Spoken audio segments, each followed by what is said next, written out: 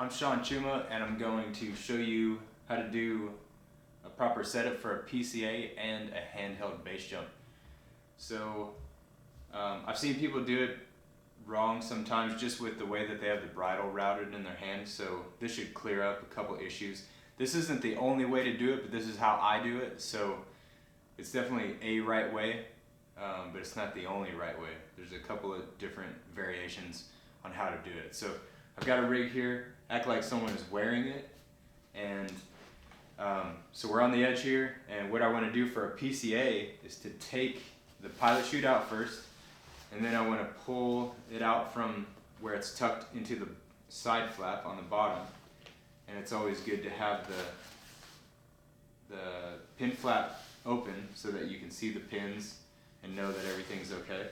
And what I do is I tuck it up here just to keep it up and out of the way. So it's just tucked into the side flap at the top, in between the top flap and the side flap. It's just a nice, easy tuck. It's not jammed way up in there. And then I grab the pilot chute and I kink it in half somewhere where I can get a good grip. And I want to make sure that my fingers are flat and that they're not dug into the pilot chute, because if I pull that way I can break my fingers that way. So it's a nice flat grip so that it's pushing on the palm of my hand, and I can keep my fingers like that so that I don't hurt them. So now I've got all this bridle and I want to manage that, so I can S-fold it.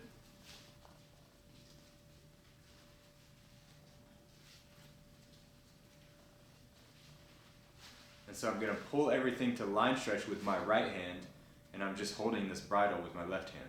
So when someone's about to jump, I get right behind them, maybe to the left or the right a little bit, but not too far, because if I'm too far to the left or right, I can pull their heading off and it'll open to the left or right, depending on which side you are. So I've got this little bit in my hand right here, and you can see that the bridle is coming out the bottom of each side. It's not it's not over my finger where I can, burn my finger or anything like that. And when the person jumps, I've got a real light grip on it right here. They jump and I just let it pull out of my hand. I don't want to drop it too early because then it can get all around their feet and possibly cause some issues. So I have that right there. I drop it. I have my hand forward and I just put my arm down a little bit so it pulls against my body rather than having to use my shoulder muscle. It's just down here. I pull everything to line stretch with this hand. Now, there's another way to do it as well, where since I'm right-handed, I would switch my grip and I would put the bridle in my dominant hand, which is my right hand. I S-fold it again, and then I've got both sides coming out the bottom. That's real important because otherwise it's going to zip through your hand and burn it. You don't want that. So now the person jumps, I can pull everything out, pull it all the way to line stretch with my right hand. It saves a couple feet if that's what you want to do. If you're that worried about how low it is, you can pull it with that hand and then you can use this hand as a backup. So if you accidentally, drop this side, you can still pull it out with your left hand. I always do it this way though, because unless it's, really low, then I'm not worried about it. I want to make sure though that I have my hand over the edge of whatever it is. If you did it here at the bridge and if the rail was right here, and it pulled down, I could break my arm like that. So I just want to make sure I have everything over the edge. If I plan on doing a static line, I want to make sure it's tied already. That way if I fall off, I can jump and still have a parachute open. But they jump, I let go of this, I pull everything to line stretch, and then I let go. There's no need, it doesn't help anything to hold on any longer than that. All it does is keep the canopy back, and then it'll surge anyways. And it just damages gear. You can rip these pilot chutes, so you want to make sure you just go to bridle stretch. I wouldn't trust anyone to PCA you for the first time on something low. It's probably something you want to practice on something high, because if they drop your pilot chute, the canopy can stop and just sit there in the air for a little while, and it can rotate around and you can get an off-heading opening from that. So you don't want to be dropped on the real low stuff. If you're going to get dropped, it's better if it's high. So now, handheld, I leave the tuck in here.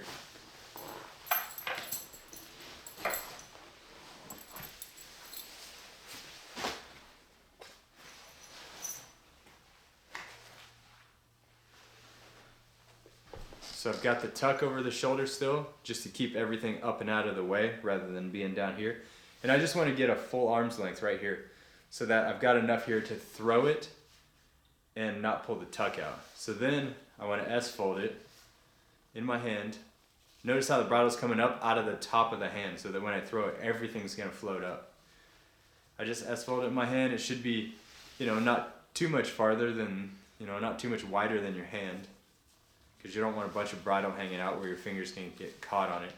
And then I just keep S-folding the pilot chute as well.